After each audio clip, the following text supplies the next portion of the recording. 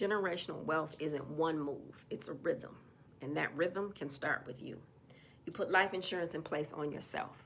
That policy protects your children, and one day those proceeds become part of what they inherit.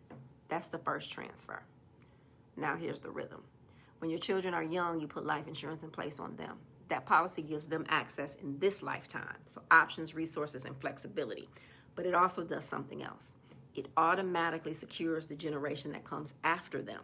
So when your child becomes an adult, they're not starting from scratch. They already have protection. They already have access. They already have a foundation. And when they repeat that same process for their children, the rhythm continues. Protect the generation you're raising and set up the generations that follow. Rinse and repeat. That's one way generational wealth is built.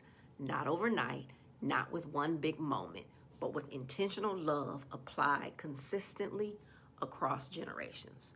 That's love with a plan.